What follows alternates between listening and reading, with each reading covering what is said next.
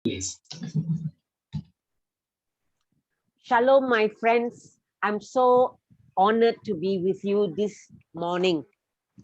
Shalom teman-teman, saya sangat bersuka cita dan merasa terhormat bisa bersama dengan teman-teman seperti ini. I was very surprised when Johannes asked me to come and share with you, and I'm thankful. Saya sangat terkejut waktu Yohanes menghubungi meminta untuk sharing kepada kalian dan saya sangat bersyukur untuk itu. These have been very difficult times for us the last 2 years. 2 tahun terakhir ini memang sebuah keadaan yang sulit bagi setiap kita. And being a disciple during such times has been very challenging. Dan menjadi murid di dalam kondisi yang seperti ini memang sangatlah menantang, sangatlah sulit bagi kita. Just to say a little bit more about myself, I'm a third generation Malaysian. Untuk menambahkan informasi sedikit mengenai saya adalah seorang Malaysia generasi ketiga, seorang warga negara Malaysia. My grandparents came from Sri Lanka. Kakek nenek saya berasal dari Sri Lanka. And so we settled here and we have been Malaysian since. Dan sejak itu mereka berpindah ke Malaysia dan kami menjadi warga negara. And being a disciple in Malaysia is something like in Indonesia. It's challenging. Menjadi murid di Malaysia sama seperti di Indonesia, sama menantangnya. We are minority. Kami juga termasuk kelompok minoritas. Among a largely a country that practices another religion. Di antara orang-orang di negeri itu yang mempraktikkan agama yang lainnya. We are people who live among very difficult politics. Kami orang-orang yang hidup di tengah-tengah situasi politik yang sulit. And then 22 months ago, the pandemic hit us. Dan kemudian 22 bulan yang lalu, pandemi menghantam kita.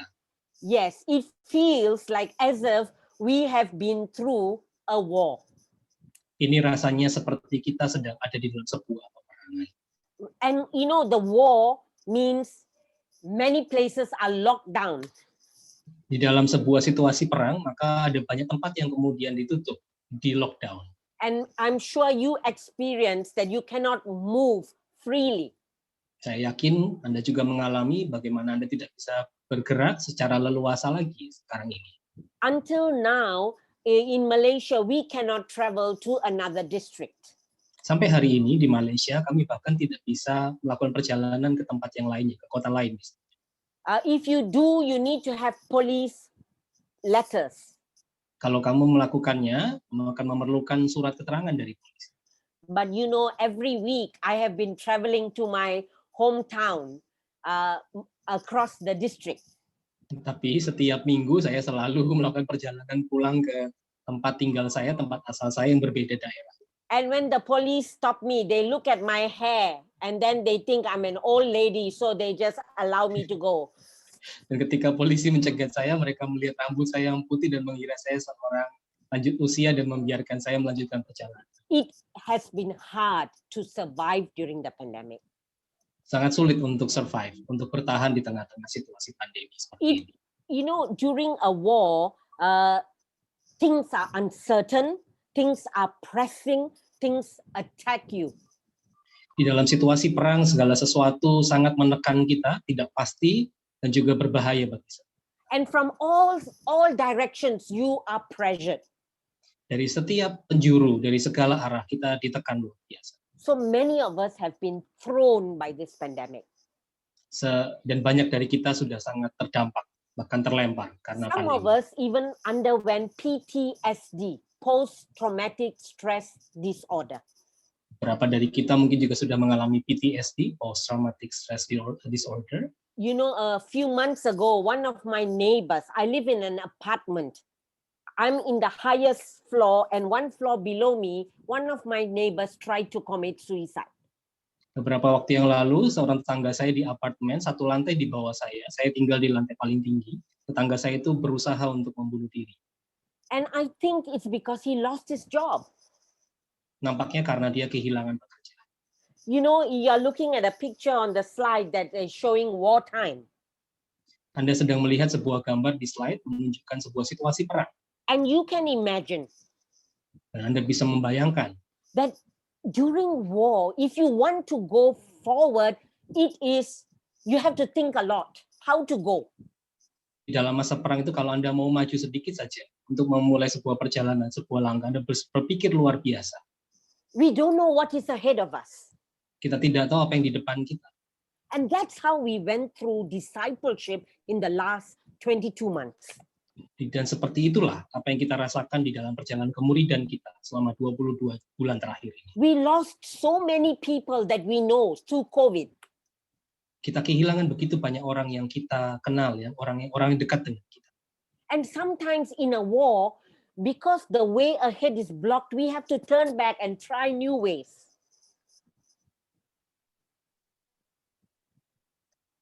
Dan seringkali di dalam sebuah situasi perang, karena jalan tertutup, maka kita harus mencari jalan yang memutar untuk bisa melanjutkan perjalanan. So, it is not easy being a disciple, to go forward.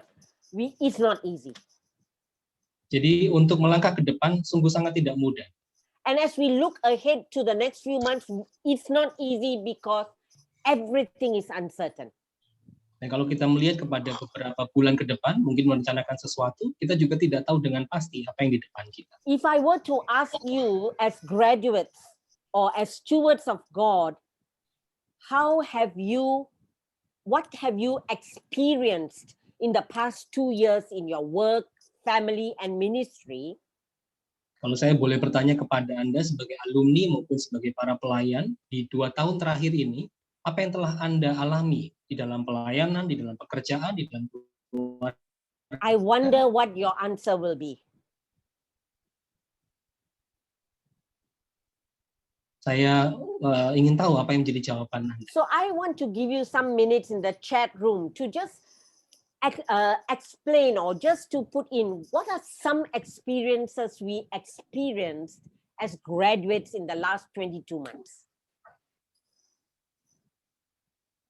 Jadi saya akan memberikan kesempatan beberapa menit ke depan untuk Anda silahkan menuliskan di chat room apa yang menjadi pengalaman Anda selama 22 bulan terakhir. Just short sentences. Kalimat-kalimat yang pendek saja. Please write in Bahasa. I do understand Bahasa. Silakan tuliskan dalam bahasa Indonesia, saya bisa memahami bahasa.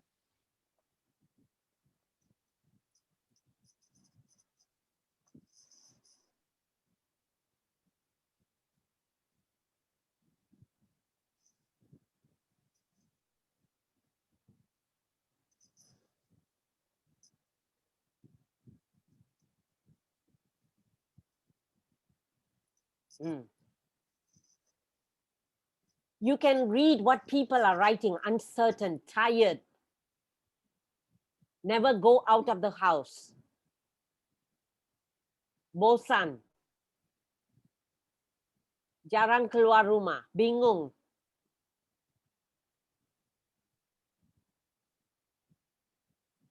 Any others? Beban kerja yang bertambah, yes. Very boring. Financial worries, lelah.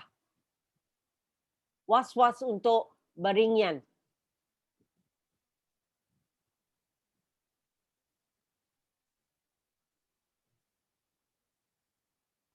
My friends, we are at war. And when we want to talk about discipleship, we need to take this into account.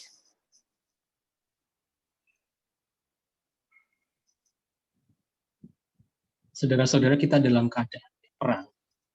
Tidak dalam sebuah situasi yang menyerupai keadaan. If you look at this next video, even if you are prepared for war, it's going to be tough.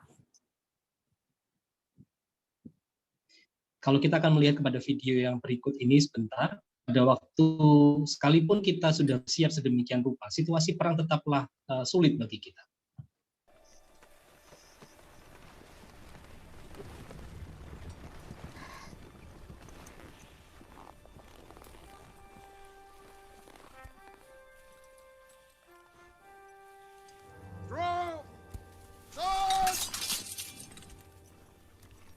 Good luck, my friends.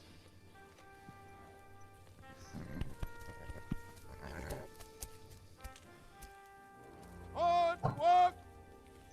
Walk! March!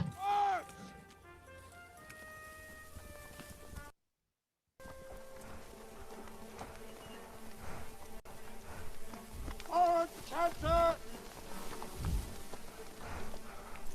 Canter! On!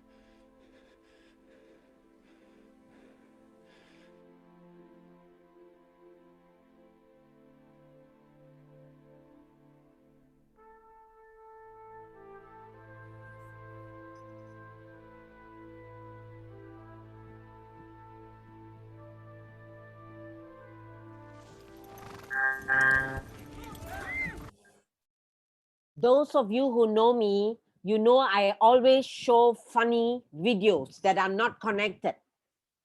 Engkau yang tahu, ya, saudara-saudara mengenal saya, tentu tahu bahwa saya sering kali memutarkan video-video yang lucu. But really, this video is about war.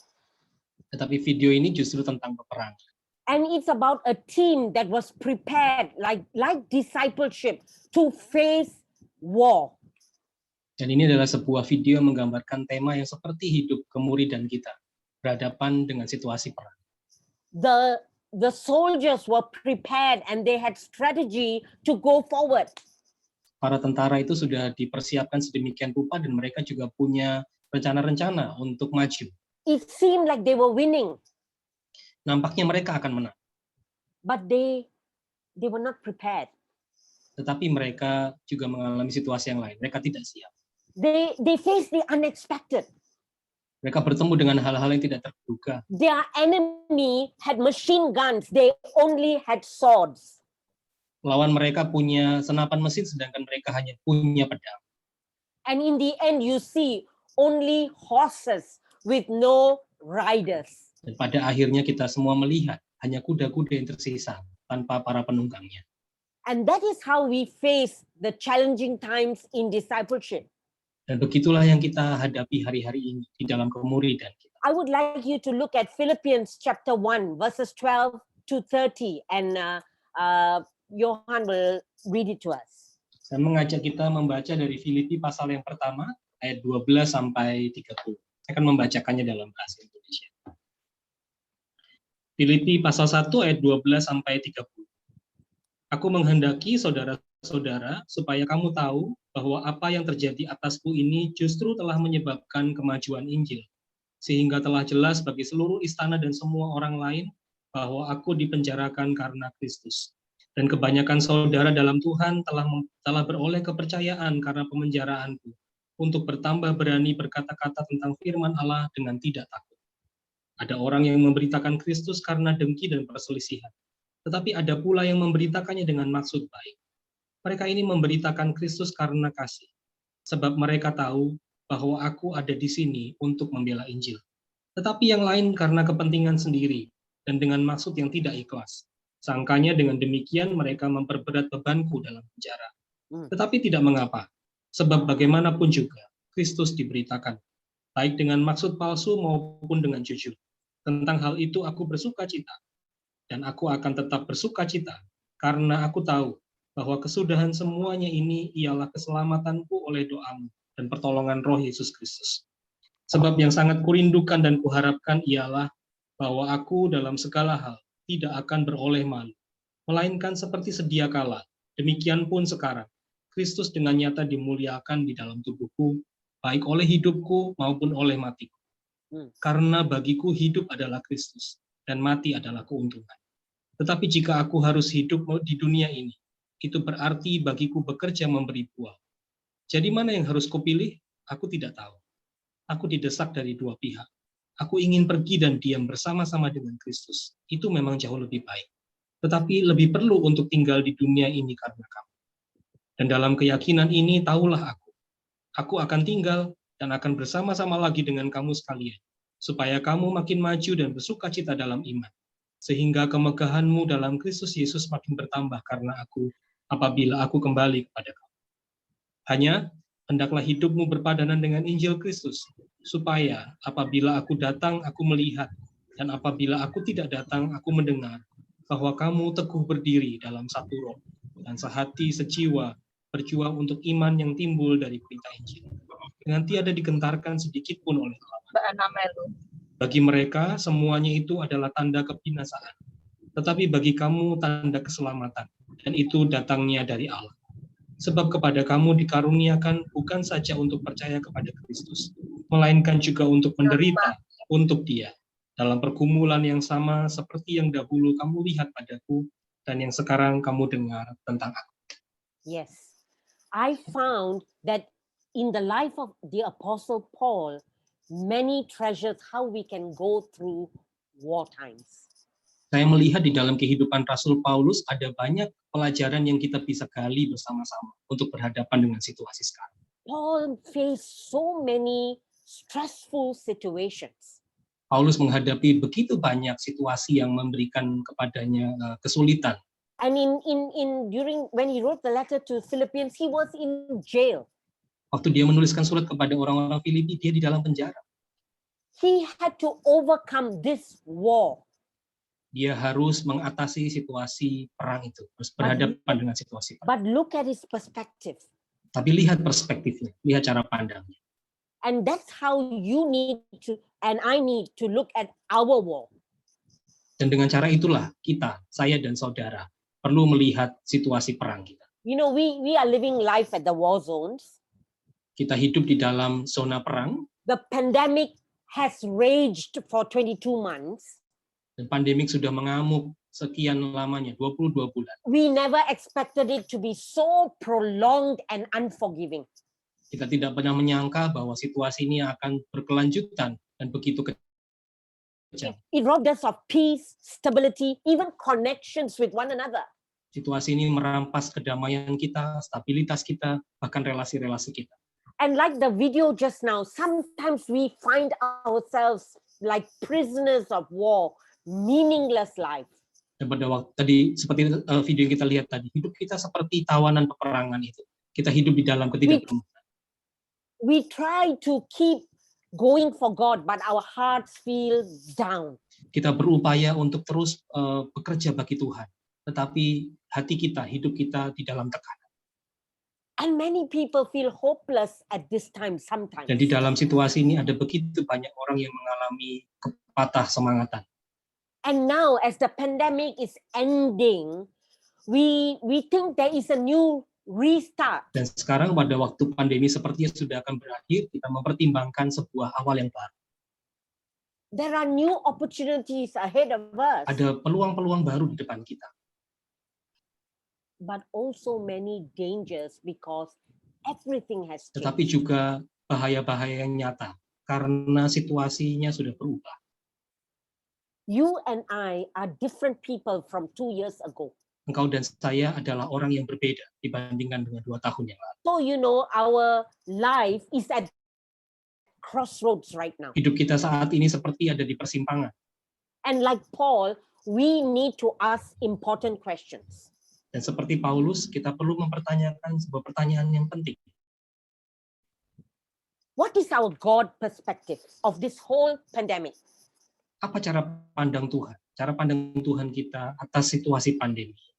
What is God's perspective as we went through the difficulties of these last 22 months? Apa cara pandang Tuhan pada waktu kita melewati kesulitan-kesulitan selama 22 bulan? How does God want us to see this?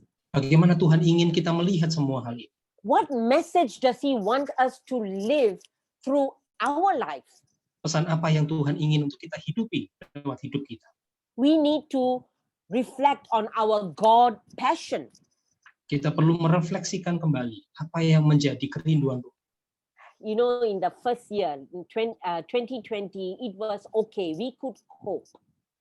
Pada waktu tahun pertama pandemi, tahun 2020, rasanya seperti biasa saja. Kita masih punya harapan. But by 2021, we are tired. Waktu 2021, kita keletihan. Many disciples have put their passion for God on cold storage. Banyak murid-murid Tuhan yang sudah meletakkan semangat mereka di dalam kulkas, di dalam tempat penyimpanan yang tinggi. Some of us, we feel heavy all the time, depressed or in grief. Sebagian dari kita merasakan situasi yang sulit hampir setiap waktu, merasa depresi, merasakan kedukaan. And sometimes it's not depression, but it's a word, English word called languishing. We don't feel well. We just don't feel good. Kadang-kadang ini bukan depresi, tetapi dalam sebuah term bahasa Inggris, itu menggambarkan situasi yang bahwa kita merasa tidak baik-baik saja. We know as graduates, we need to touch lives. Sebagai seorang alumni, kita tahu bahwa kita perlu menyentuh kehidupan. We are called to reach out to the lame, the broken, the fearful, and to help them to stand.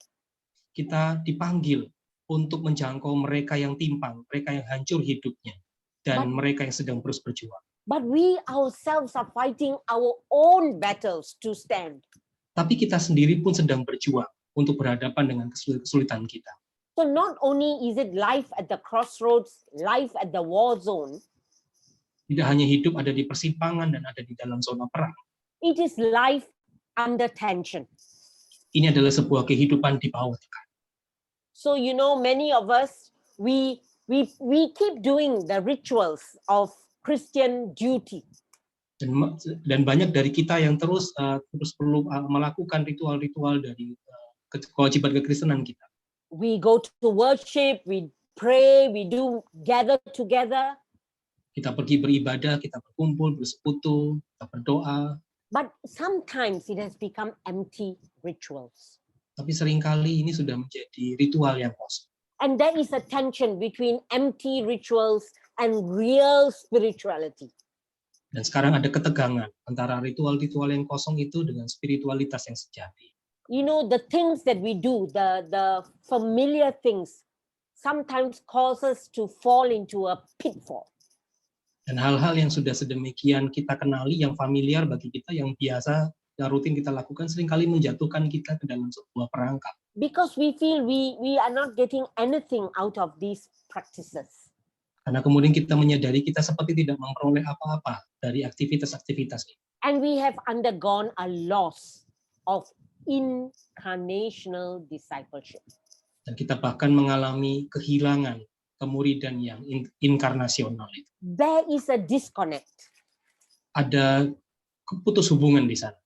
Yeah. You know, actually, when God calls us to be a disciple, He uses our everyday life as the syllabus.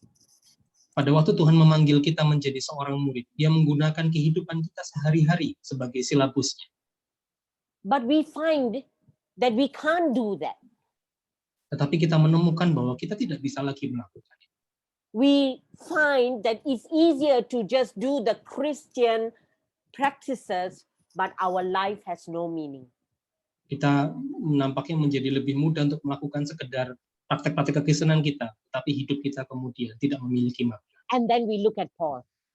Dan kemudian kita melihat kepada Paulus. How did he do it? Bagaimana dia menghadapi situasi. If you look at verses 12 to 18, Kalau kita melihat kepada ayat 12 sampai 18, Paul was in prison, but he was not imprisoned by it. dia ada di dalam penjara. Paulus ada di dalam penjara, tetapi dia tidak terbelenggu sekalipun dia di dalam penjara. Yes. And it was because of his God perspective. Dan itu adalah karena cara pandang Tuhan yang dia gunakan. If you look at verses 12 to 18, Kalau kita melihat kepada ayat 12 sampai 18, how does he look at his imprisonment? bagaimana dia melihat penahanan dirinya, Verse 12, pemenjaraannya. verse 12, he says, this imprisonment serves to advance the gospel. Dia melihat di ayat 12 bahwa justru pemenjaraannya itu membuat Injil semakin maju diberitakan.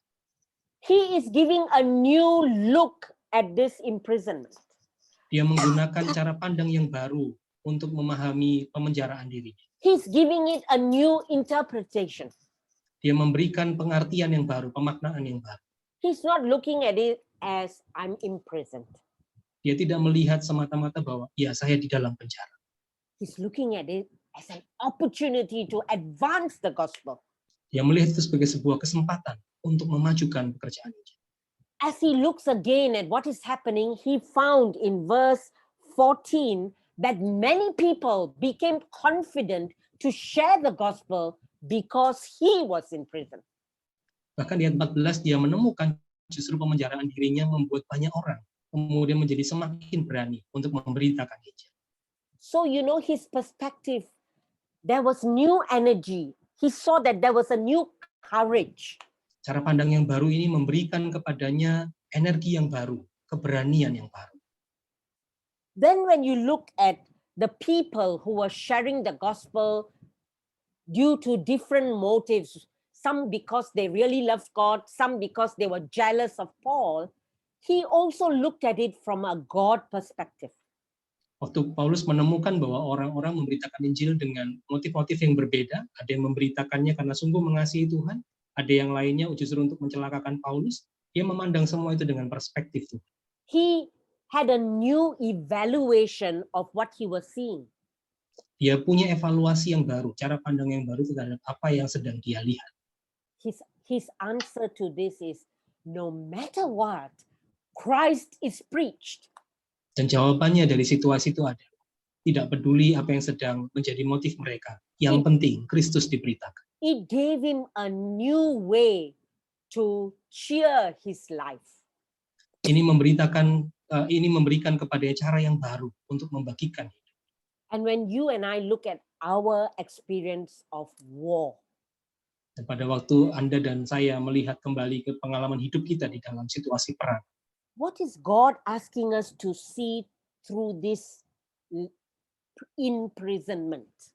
apa yang Tuhan minta untuk kita lihat melalui pemenjaraan ini?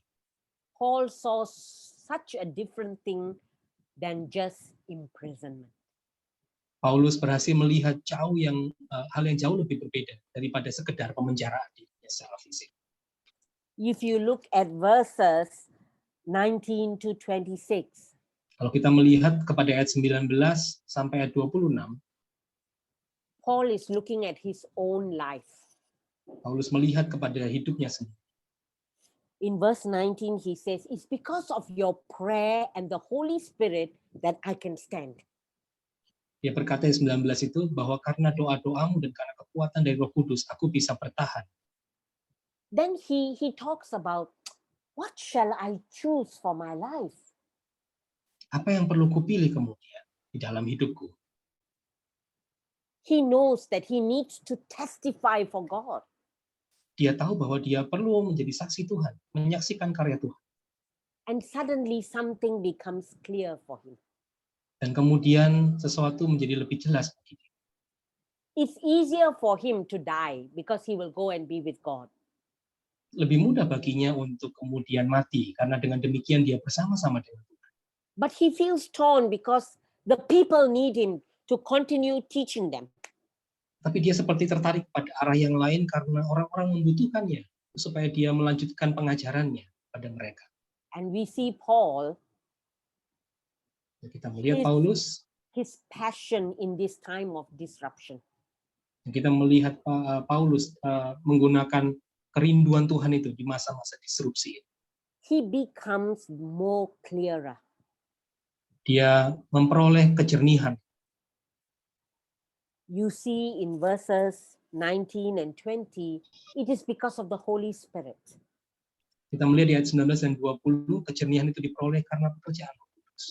It's the Holy Spirit that is cleaning up the bitterness, the depression in him so that he can stand with courage.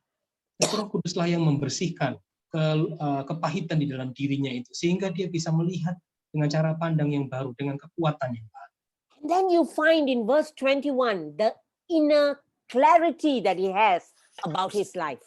Ya 21 dia bisa melihat kejernihan batin yang baru tentang hidupnya. For him, to live is Christ, but to die is gain. Baginya untuk mati adalah keuntungan, tetapi hidup adalah demi Kristus. I don't know about you. What are you living for right now? Untuk apa saudara-saudara hidup hari ini? You know, in this second year of the pandemic, I found I was a bit lost. Saya merasa bahwa saya sedikit mengalami ketersesatan, perasaan tersesat di tahun kedua dari pandemi. I allowed the pain of the pandemic to take hold of me. Saya mengizinkan rasa sakit dari pandemi itu untuk mempengaruhi saya. And I needed to struggle with God to find clarity. Why am I living? Saya kemudian bergumul di hadapan Tuhan supaya saya bisa memperoleh kejernihan itu. Bagaimana saya mesti hidup berikutnya. And for Paul, he knew if he lives, it is for Christ and to build up those around him. Dan bagi Paulus, dia mendapati dengan jelas bahwa kalau dia hidup, dia akan hidup bagi orang-orang di sekelilingnya. And so he didn't give up. Maka dia tidak menyerah. You look at verses 22 to 26. Maka kita melihat ayat 22 sampai ayat 26. You find in him a inner tenacity, perseverance. Kita bisa menemukan di dalam dirinya ada kegigihan yang baru, kegigihan batin yang baru.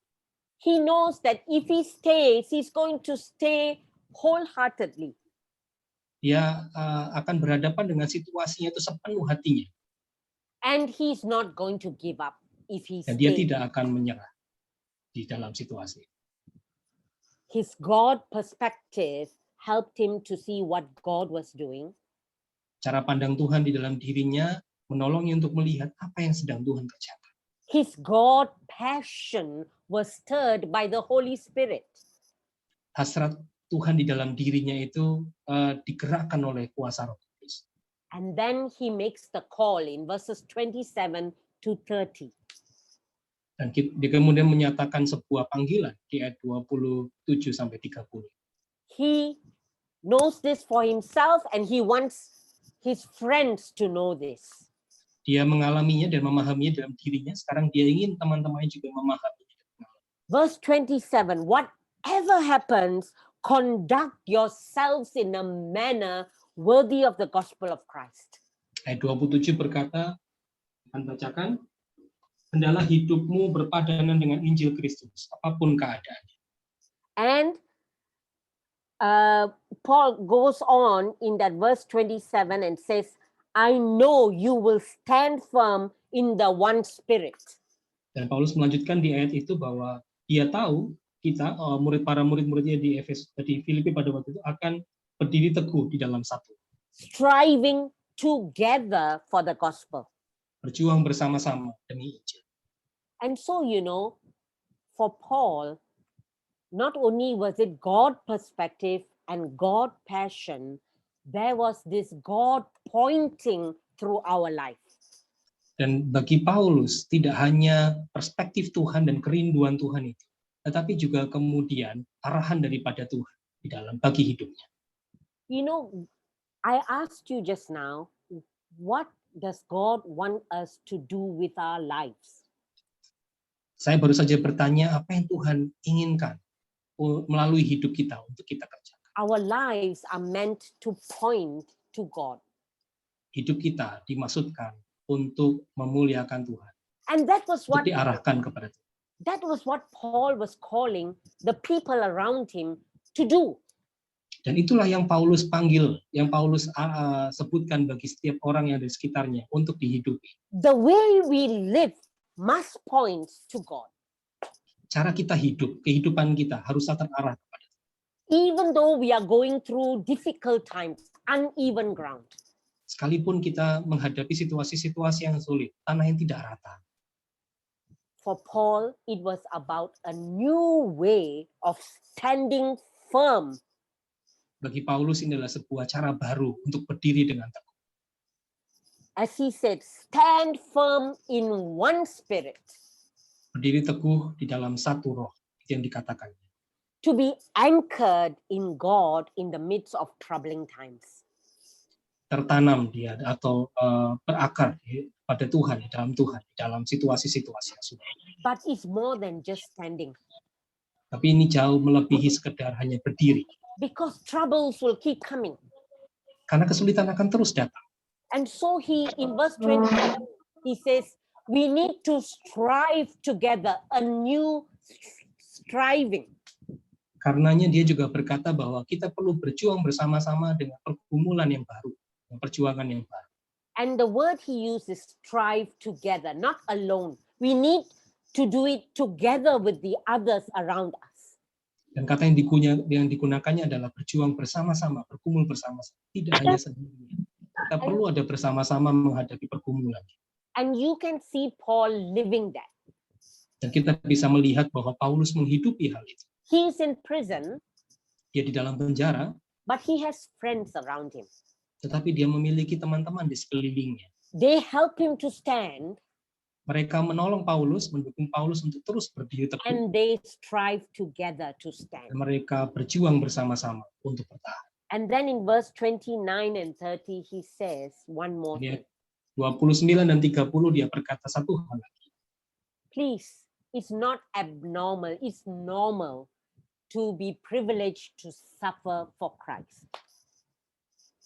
Pahamilah bahwa bukan sebuah hal yang tidak normal, tetapi sebuah hal yang normal untuk menderita bagi Kristus. So he encourages the people to a new suffering. Maka dia sedang mendorong para teman-temannya untuk masuk kepada sebuah penderitaan yang baru. That this is the badge of honor that we serve God. Yes, we will still suffer. Dan ini dilihat sebagai sebuah lencana kehormatan pada waktu melayani Tuhan, ya kita akan mengalami penderitaan. And when I look at these verses from verses 12 to 30, pada waktu saya melihat ayat-ayat ini dari 12 sampai 30, I find a way to go through my own experience of the war. Saya menemukan cara saya untuk melewati suasana seperti di dalam peperangan. The first thing I need to ask is, what is my God perspective in what I'm going through?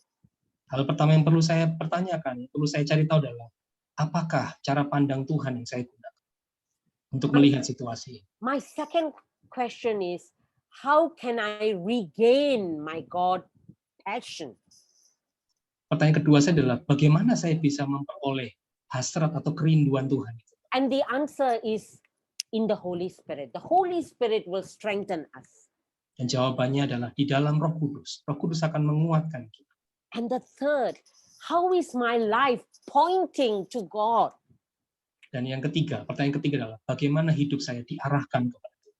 This is one of Paul's most personal letters to the people.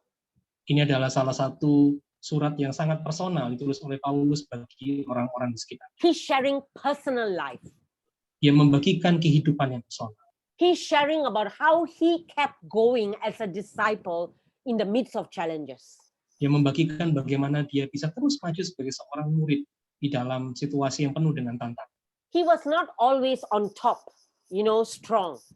Dia tidak selalu ada dalam keadaan prima dan kuat.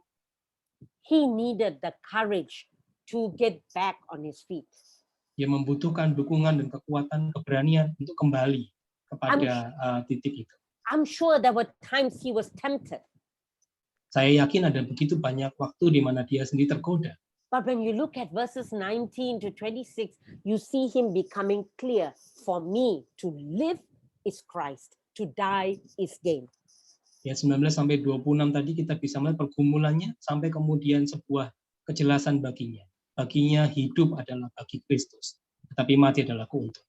And for Paul to say, strive to stand, means he knows how easy it is to just sit down again. Bagi Paulus, pada waktu melihat situasi ini, dia tahu betapa mudahnya sebenarnya hanya untuk kembali pada situasi yang kembali dilemahkan.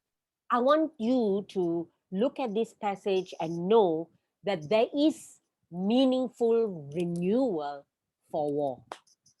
Melihat kepada apa yang sudah kita baca siang hari ini, saya ingin kita semua melihat bahwa ada cara pemaknaan yang baru untuk kita berhadapan dengan situasi perang. It's about God. Ini adalah tentang Tuhan. It's about allowing God to lead us into the battle. Ini adalah soal mengizinkan Tuhan hidup di dalam kita dan menolong kita melewati pertempuran ini. Very quickly, let me share with you 3 brief stories about graduates. Saya akan menceritakan kepada Anda dengan singkat 3 kisah alumni. The first one was a graduate whose father died of COVID. Yang pertama adalah alumni yang bapaknya meninggal karena COVID. And she struggled with great unforgiveness. Dan dia seorang perempuan bergumul luar biasa untuk bisa memaafkan. Because her father died of COVID because he was infected by the nurse who looked after him. Karena bapaknya meninggal karena COVID, terinfeksi dari perawat yang merawat bapaknya. Her father had cancer but didn't die of cancer. It was the nurse who came to look after him who infected him with COVID. Jadi bapaknya adalah seorang penderita kanker, tetapi bukan kanker yang merenggut nyawa bapaknya, melainkan karena perawat yang datang merawat itu terjangkit COVID dan menulari. And the whole family got COVID. Dan kemudian seluruh keluarganya menjadi terjangkit COVID. And they couldn't even attend the funeral of the father because they were quarantined. Mereka semua bahkan tidak bisa menghadiri pemakaman sang bapak karena mereka semua di dalam masa karantina. And this is the difficulty of the discipleship. Dan ini adalah sebuah kesulitan yang nyata dari kemuridan. And she had to struggle to see God's perspective in this. Dia perlu bergumul luar biasa untuk melihat cara pandang Tuhan di dalam situasi ini. She lost all her passion. Dia kehilangan semua kesabarannya dan kerinduan. And needed to have God to restore that passion. Dia membutuhkan Tuhan untuk memulihkan kembali semangat. And then to stand up on her feet and testify about God's goodness to her family. Supaya dia bisa berdiri di kakinya kembali teguh dan kemudian bisa menyaksikan kepada keluarganya betapa baiknya Tuhan. And as her friends saw all this, she was pointing to God in her life. Dan pada waktu teman-temannya melihat pengalamannya melewati semuanya itu, dia bisa mengarahkan itu kepada kemuliaan. The second story is of a lecturer in a polytechnic that is very far away, isolated place. Kisah kedua adalah seorang dosen di sebuah politeknik yang terpencil. All the students had to leave the campus. Jadi para mahasiswanya harus meninggalkan kampus karena situasi. And you know, half the lecturers also left, but some of them had to stay back in the campus. Dan bahkan setengah atau separuh dari para dosen pun harus meninggalkan kampus itu. Hanya sedikit yang tinggal di kampus itu. Month after month after month of staying alone. Bulan demi bulan dia tinggal di sana. Month after month of having nobody to talk to. Berbulan-bulan dia tidak punya orang yang lain untuk diajak bicara. This graduate had to fight depression. Alumni ini harus berjuang melawan depresi. She even contemplated taking her life. Dia bahkan mempertimbangkan untuk mengakhiri hidupnya. So with no strength, she just held on to God and say, please help me. Pada saat dia tidak lagi memiliki kekuatan, dia bergantung penuh kepada Tuhan dan berkata, Tuhan, tolong aku. And again, the same process. Dan proses yang sama berulang.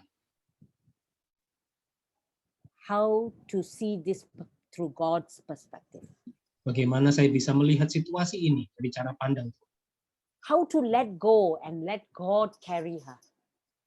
Bagaimana saya bisa let go atau mengizinkan situasi ini terus terjadi dan saya kemudian mengizinkan Tuhan juga berkarya lewat situasi. And to come back on her feet. Dan bisa kembali berdiri dengan kakinya. All the while, her neighbors are watching her and they are all not Christians. Ada banyak orang-orang di sekelilingnya yang bukan Kristen itu melihat kepada kehidupan di masa-masa itu. And they saw real discipleship. Dan mereka sungguh mendapati kehidupan kemuridan yang nyata. She was pointing to God through this experience. Dia mengarahkan hidupnya kepada Tuhan dan membawa orang-orang melihat Tuhan lewat perjalanan hidupnya itu. In Malaysia, many people went down from middle class to poverty level during the pandemic. Di Malaysia, selama masa pandemi ini ada banyak orang yang drop dari tingkat ekonomi menengah menjadi masyarakat miskin. And our government provided aid for Malaysians. Dan pemerintah kami menyediakan bantuan bagi orang-orang warga negara Malaysia. But there were many foreigners who did not get the aid. Tetapi ada banyak orang-orang asing yang tidak bisa memperoleh bantuan. Especially those who did not come into the country in a legal way. Terutama mereka yang datang ke negeri kami tidak dengan cara yang legal. You see me sitting in this room. This is my home, my apartment. Anda bisa melihat saya duduk di dalam ruangan saya, di apartemen saya. 90% of my neighbors are foreigners. 90% dari tetangga saya adalah orang-orang asing. They are from Indonesia, they are from Bangladesh, they are from Vietnam.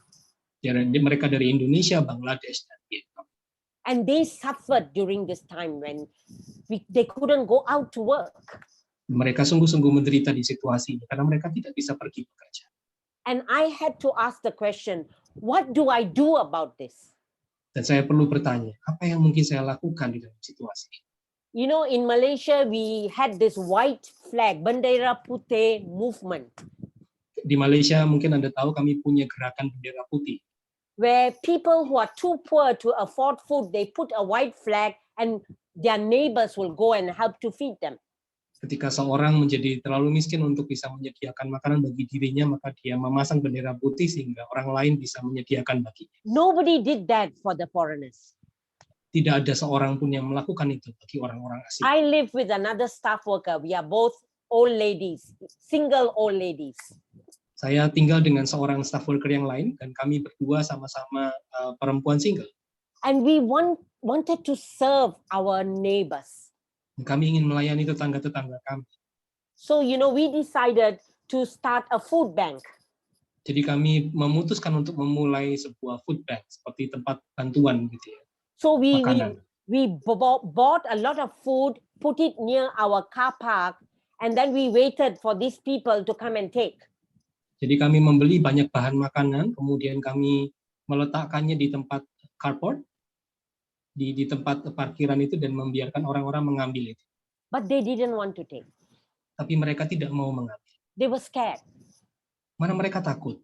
They were afraid that the police will come and maybe catch them because they are illegal.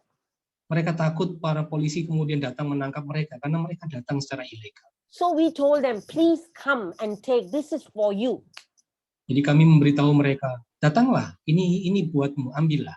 So the first time we prepared 30 food packs. Pertama kali kami mempersiapkan 30 paket makanan. After persuasion, within 5 minutes, everything gone. Setelah kami memberitahu mereka, dalam waktu 5 menit semuanya diambil, semuanya habis. So for the night, we prepared 60 food packs. Malam itu kemudian kami menyiapkan lebih banyak lagi, 60 paket makanan. This time, before we can go down, they are waiting for us. Kali ini bahkan sebelum kami bisa turun ke bawah, mereka sudah menunggu kami. And in 5 minutes, everything gone. Dan dalam 5 menit semuanya habis. Next day, 100 food packs. Hari berikutnya 100 paket makanan. And in 15 minutes, everything gone. Dalam 15 menit semuanya diambil. And God protected us because we can't queue up. During that time, the police can catch us. But, every time the police came after we finished the food bank. Dan Tuhan melindungi kami karena sebenarnya kami tidak boleh ngantri di masa pandemi ini, di masa pembatasan. Jadi polisi selalu datang setelah kami selesai dengan kegiatan The pembagian. next week, we prepared 250. Minggu berikutnya kami menyiapkan 250.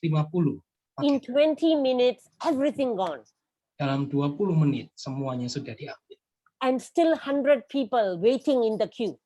Bahkan masih ada 100 orang lain lagi, masih ada di dalam antrian. Our hearts are struggling. We are not happy because we feed, but it's not enough.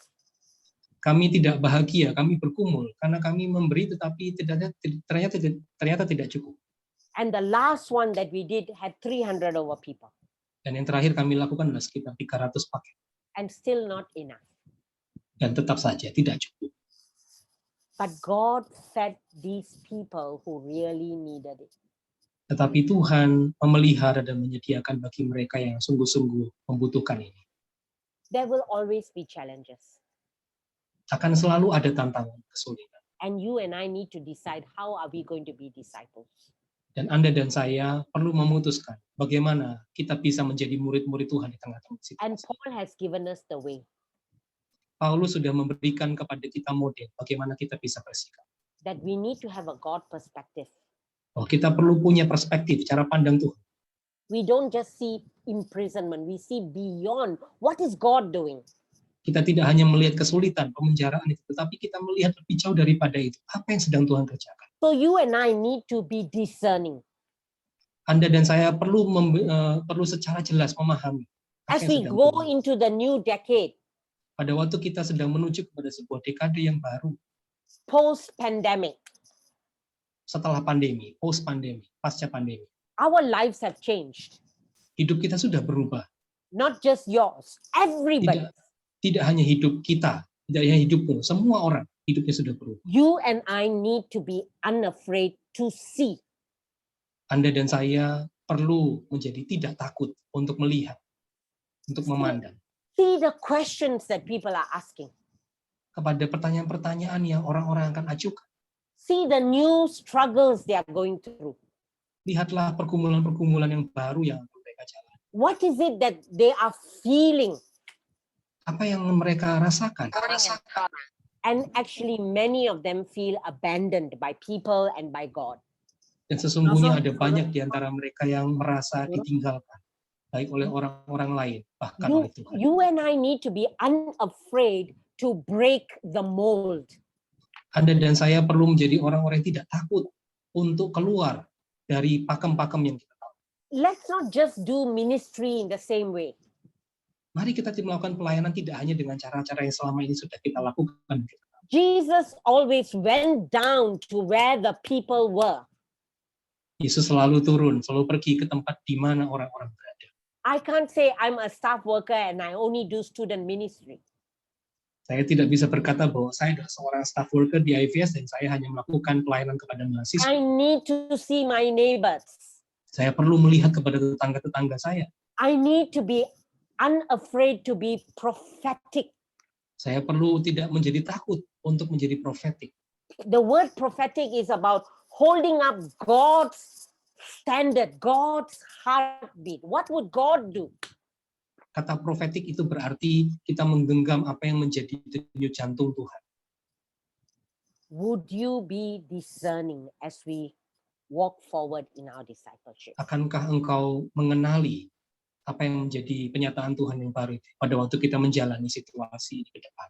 Like Paul, he was unafraid to be deployed into new territories.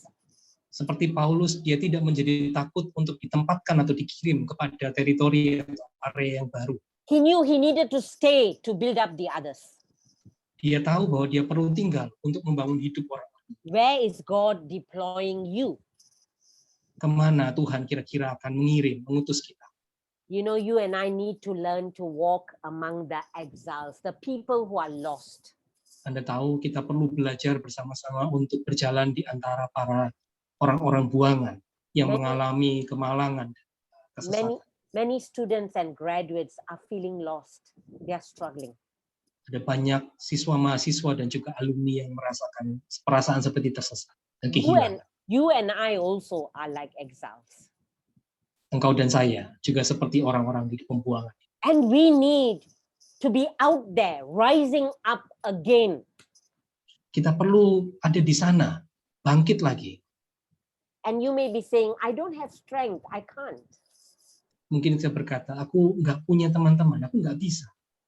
And Paul's answer is very clear. It's the Holy Spirit that will help us. Kita berkata, saya tidak punya kekuatan, tapi Paulus memberikan jawaban yang sangat jelas. Ada Roh Kudus yang akan memberikan kepada kita kekuatan. So it's about inviting God into our messy lives and learning to hold on to Him. Ini soal mengundang Tuhan masuk ke dalam kehidupan kita yang kacau itu dan belajar untuk bergantung kepada Tuhan. It's about journeying towards restoration, not staying there. Ini adalah soal perjalanan menuju kepada pemulihan, tidak berdiam di dalam situasi yang sama. It's about watching and waiting and walking with God in our midst. Ini soal mengamati, menantikan, dan berjalan bersama-sama dengan Tuhan di dalam situasi yang sulit. You know, you and I come from the same movement. Anda dan saya berasal dari movement yang sama, pelayanan yang sama. We are very into being very correct about knowing God. Kita itu terbiasa dengan sangat benar, mencoba untuk selalu benar dalam memahami Tuhan. But this is the season God wants us not just to know about Him, but to know Him in our experience of Him. Tapi ini adalah masa di mana Tuhan menghendaki kita tidak hanya tahu Dia secara pengetahuan gitu, tetapi untuk mengalami Tuhan di dalam hidup kita. And Paul shows us the way. Dan Paulus sudah menunjukkan kepada kita caranya. As you see this video and I end, as I bring it to a close, I hope you will just enjoy this video. Saya akan menunjukkan sebuah video di akhir. Kiranya saudara menikmati.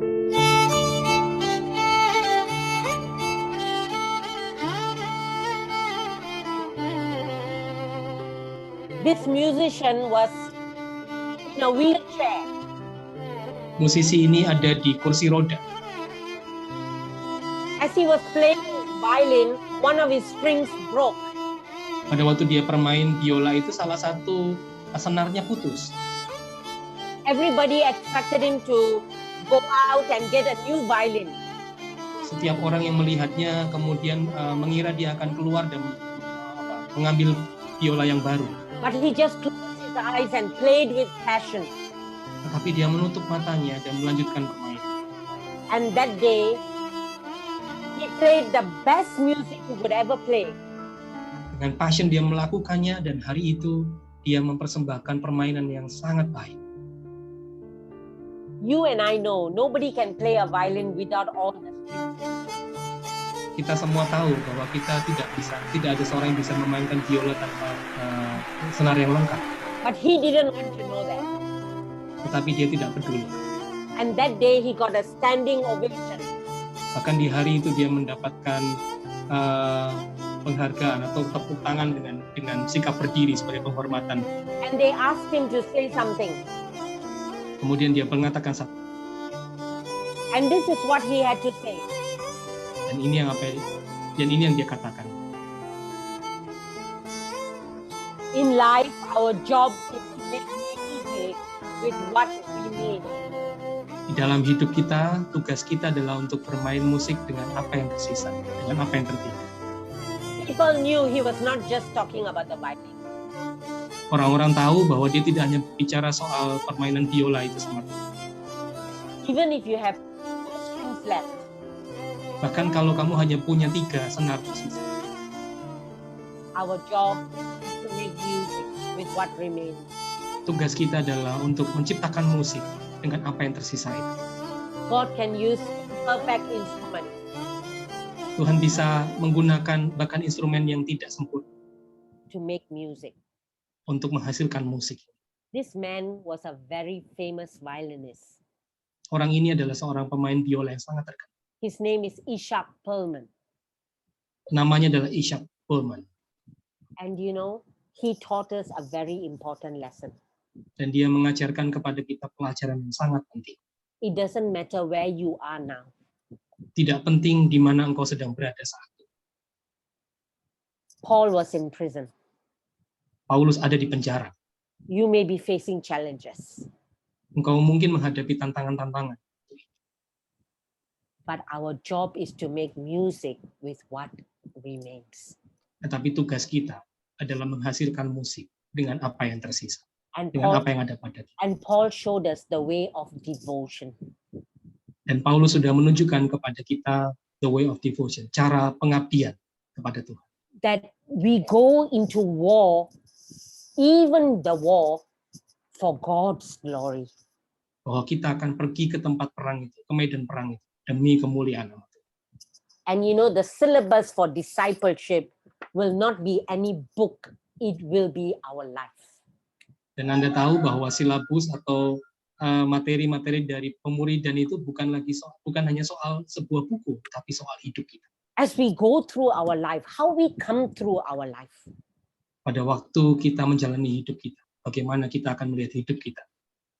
I learned discipleship in the last 2 years, not just about the pandemic. I went through cancer.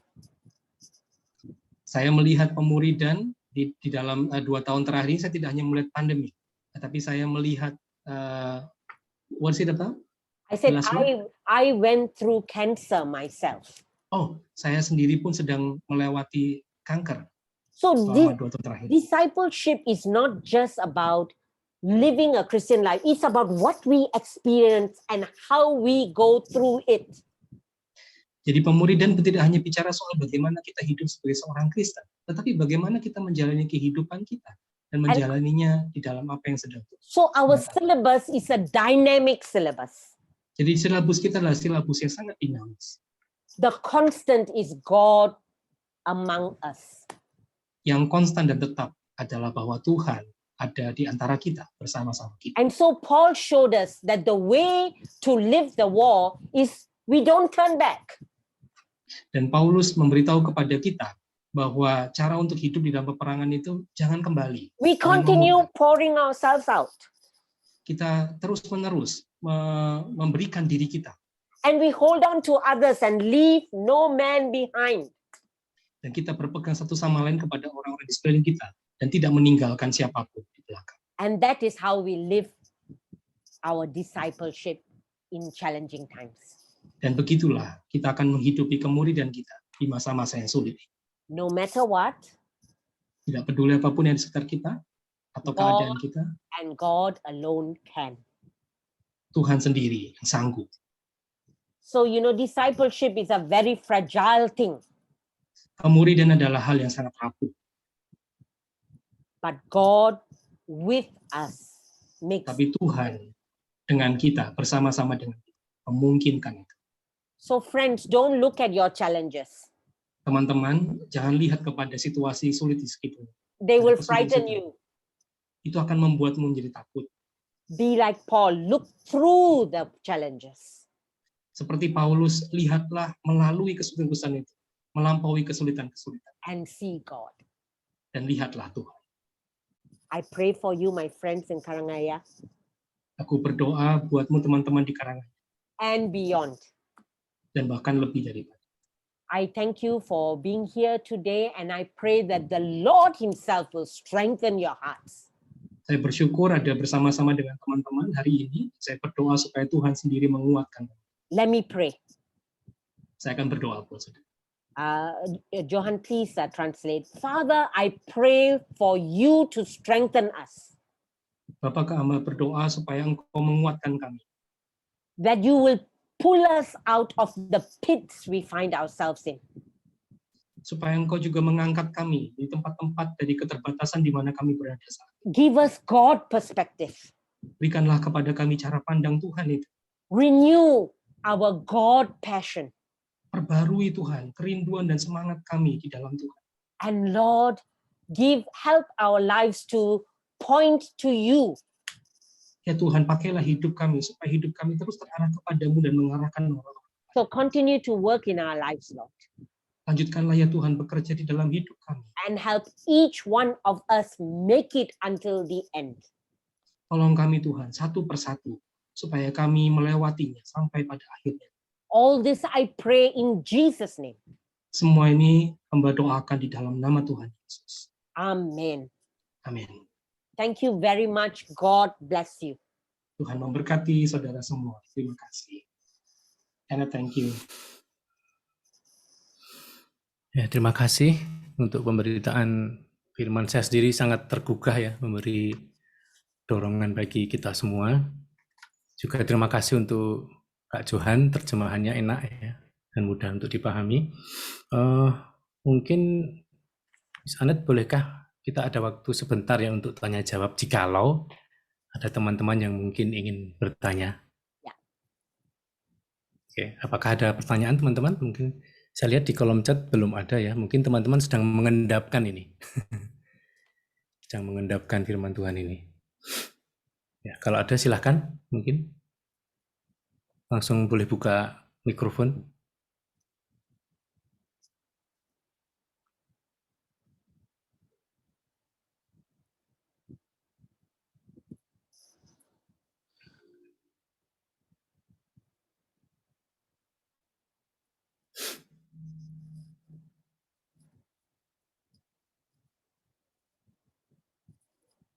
You can ask your question in Bahasa. Miss Anet bisa mengerti ya. Anet akan menjawab dalam bahasa Melayu. Halo Mas Kiki, saya mau bertanya. Iya. Ya, saya mau Ya, bertanya. silahkan Kak Ivana langsung. Ya, mungkin bisakah Miss Anet menceritakan tantangan yang dihadapi alumni di negara lain di dalam Regio Asia Timur, bagaimana pergumulan yang dihadapi dan bagaimana menghadapi tantangan itu di masa pandemi. Hal-hal utama yang dihadapi sebagai tantangan. Terima kasih. Ya.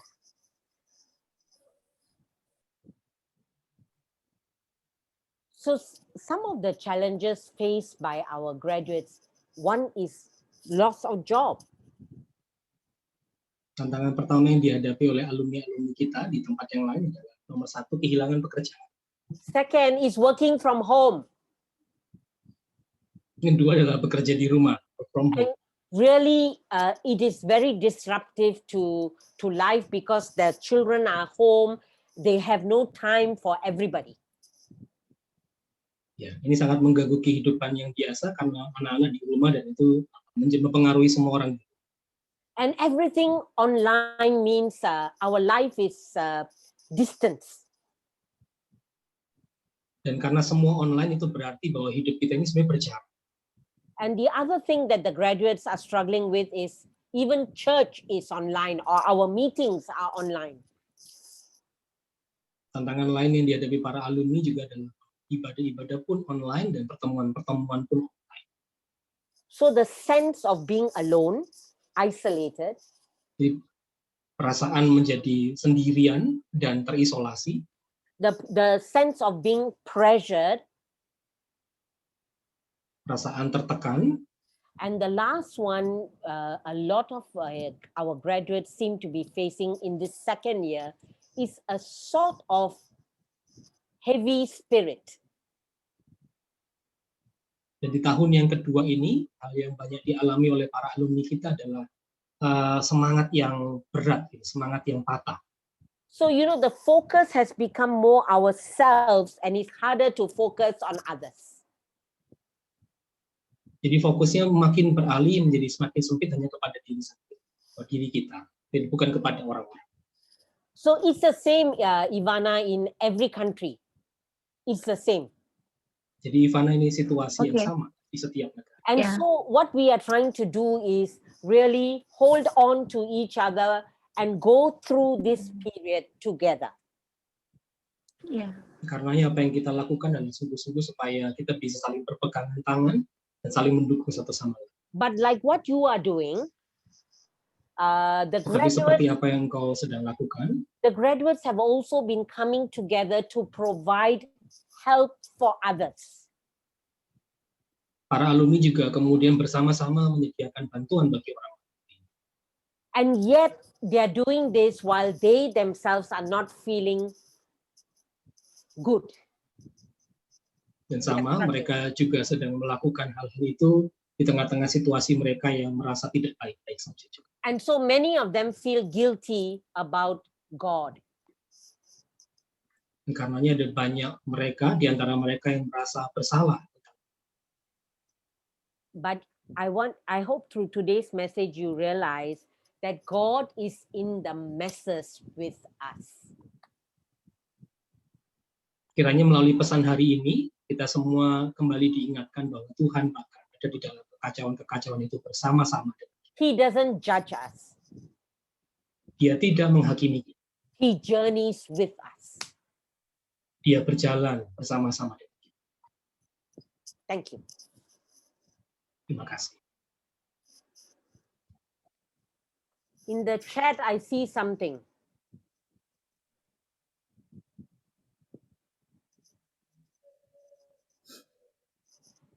Okay. Can In English. yeah? Can you translate it, Johan, please? Saya merasa bahwa pertemuan-pertemuan PA, gitu, atau persekutuan-persekutuan nampaknya tidak terlalu relevan lagi hari ini. Bukan berarti bahwa ini tidak penting, karena hampir semua orang ada di dalam situasi yang sulit. Mereka mengalami kesulitan, gitu ya, kepahitan. Jadi bagaimana sekarang kita menjangkau orang-orang itu? Bagaimana kita menjangkau para saudara di dalam Kristus? Gitu ya. Seringkali saya juga bahkan tidak tahu apa yang harus saya lakukan. Bagaimana saya menunjukkan kasih kepada mereka. Yeah. So,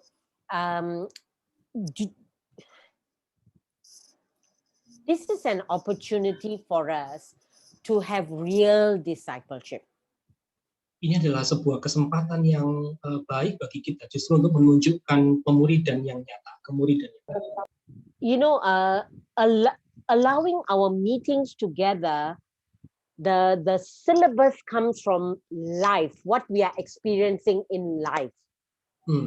Yang memungkinkan bagi kita untuk bertemu di dalam hidup yang nyata sehari-hari, sehingga kurikulum pemuridan itu tidak berasal dari buku tapi dari hidup dan pengalaman kita. Starting point is talking about what is happening to us.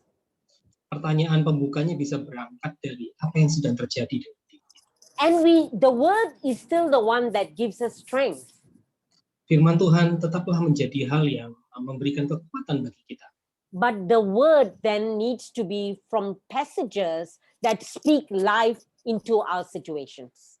Tetapi firman Tuhan perlu berasal dari perikop-perikop atau bagian-bagian yang berbicara secara spesifik dan kuat kepada situasi kita. Let me give you an example. Izinkan saya memberikan contoh. My church is a traditional church. Gereja saya adalah gereja tradisional. And we follow the church calendar for preaching. Dan kami mengikuti kalender gerejawi untuk materi-materi khotbahnya. So when the pandemic happened, jadi ketika pandemi terjadi, our church leadership continued following the church calendar. Pemimpin gereja kami masih meneruskan kalender gerejawi itu untuk topik-topik. Yes, we had good teaching. Ya, kami mendapatkan pengajaran yang bagus. But people's mind was not there. They were worried about the pandemic. Their loved ones were dying, and the preaching and the context of discipleship did not match. Tetapi orang-orang tidak tinggal diam, mereka bergumul dengan orang-orang yang di sekitarnya yang meninggal dan dengan situasi pandemi ini. Dan firman Tuhan yang mereka dengar sepertinya tidak menjawab kebutuhan dan pergumulan. So in a crisis, we need to change the curriculum. Jadi di dalam masa-masa krisis kita perlu mengubah kurikulum. You know, when there's no crisis, we can have systematic training. But in a crisis, we need to hold everybody together. Ketika kita di dalam situasi krisis, kita bisa menggunakan struktur kurikulum yang sudah ada yang kita ketahui. Tetapi dalam situasi krisis kita perlu menarik semua orang untuk terus bersama-sama. But I didn't tell that to my church. Tapi aku tidak mengatakannya kepada gereja, Tuhan. So thank you for the sister Saufana who raised this. Terima kasih kepada Saufana yang sudah mengangkat pertanyaan. Terima kasih. Mungkin masih ada pertanyaan yang lain, dipersilahkan. Satu lagi jika ada.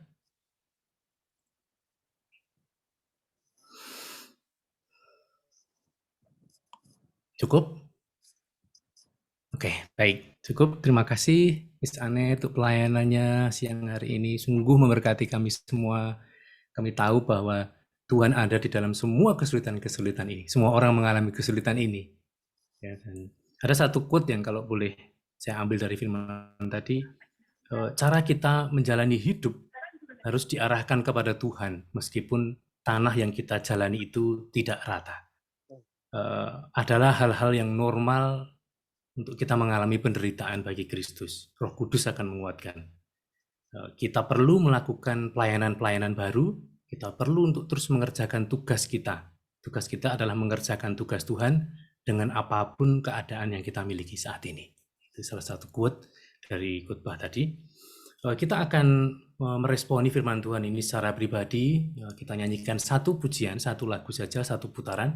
Setelah itu saya akan minta Mas Yohanes untuk berdoa bagi kita semua alumni, tapi juga berdoa bagi Miss Anet, ya, Mas Yohanes. Ya, setelah itu nanti kita akan bersama-sama tutup foto dan selesai, ya. Mari kita pujikan lagu ini sebagai respon kita di hadapan Tuhan. Aku melangkah jalani hidup ini bersama dengan waktu yang terus melaju. Untuk apakah aku ada di sini, Tuhan, kalau bukan untuk melayani-Mu? Inilah aku di hadapan-Mu, Tuhan, bersama dengan segala yang ku miliki. Pakailah aku, Tuhan, sebagai alat-Mu menyelamatkan jiwa yang terhilang. Bangkitkan aku, jadikan aku hamba-Mu yang setia.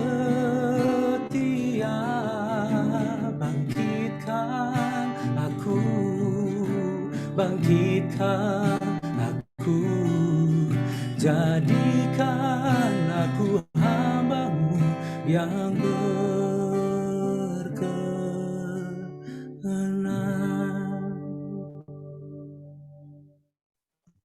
Mari kita berdoa. Tuhan, kami mengucap syukur hari ini boleh mendengar pesan firman yang boleh disampaikan hamba-Mu Anet. Kami bersyukur untuk kekuatan baru, perspektif baru yang boleh dibukakan bagi kami untuk memandang kehidupan kami, khususnya dalam rangkaian kesulitan yang bertubi-tubi menghampiri kami di dalam 2 tahun terakhir ini. Tuhan, kami memohon kemurahan Tuhan, biarlah kami diberikan kesanggupan untuk memandang dari sudut pandang-Mu. Biarlah mata kami bukan hanya tertuju kepada kesulitan dan tantangan, tapi lebih dari itu, mata kami dan seluruh hidup kami justru tertuju kepadamu. Terima kasih, kami tahu Engkau ada di tengah-tengah kami dan tidak meninggalkan kami. Biarlah segala pemahaman materi pemuritan yang pernah kami pelajari di dalam kelas-kelas kelompok kecil, hari ini boleh kami maknai, boleh kami hidupi, boleh kami terjemahkan di dalam kehidupan yang nyata, di dalam segala keadaan hidup kami. Terima kasih Tuhan. Kami berdoa juga untuk Miss Anet, bersyukur untuk anugerah yang Kau berikan, untuk boleh terus melayani Engkau. Kekuatan, api yang berkobar-kobar yang daripada Tuhan, biarlah itu terus ada di dalam kehidupan Miss Anet. Kami berdoa Tuhan yang menolong untuk boleh menanggung, melewati di dalam kekuatan dan pertolongan-Mu untuk ada kanker di dalam tubuh Miss Anet. Biarlah Tuhan Kau yang memberkati Miss Anet untuk boleh menemukan Engkau di dalam kondisi ini. Terima kasih Tuhan untuk tanggung jawab yang Kau percayakan, mengkoordinasi pergerakan di Asia Timur ini. Engkau yang menolong, memberkati dengan kekuatan hikmat yang daripada Tuhan, keberanian, kemurnian yang daripada Tuhan, tetapi juga ketajaman untuk memandang bagaimana Tuhan memandang segala sesuatunya. Terima kasih Tuhan, kami bersyukur untuk persekutuan kami hari ini. Di dalam nama Tuhan Yesus Kristus kami berdoa. Amin. Amin. Baik teman-teman, mohon tidak live dulu. Kita akan dokumentasikan dulu ya. Kita foto bersama dulu. Mohon dibuka kameranya semua. Minta tolong siapa yang bisa foto ya? Risa akan foto. Oke, Mbak Risa minta tolong di komando ya. Silakan.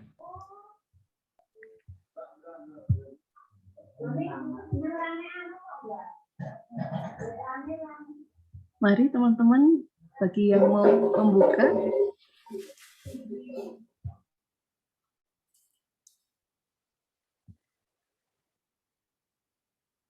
Saya akan mulai dari slide pertama ya.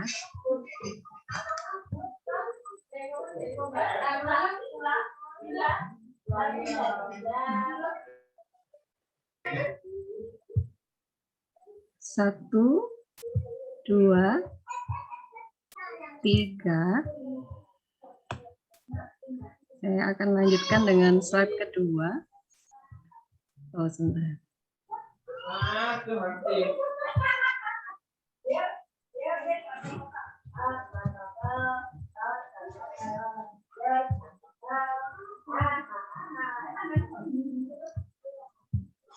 Ada 4 slide. Saya akan coba slide kedua.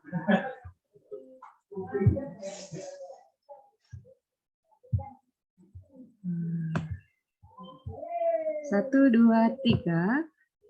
Sudah, saya masuk ke slide ketiga.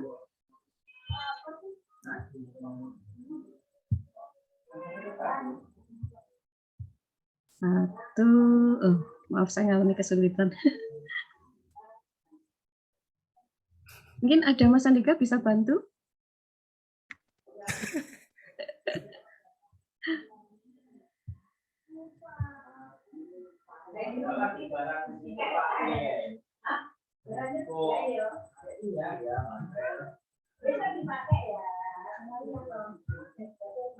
Gimana? Bisa?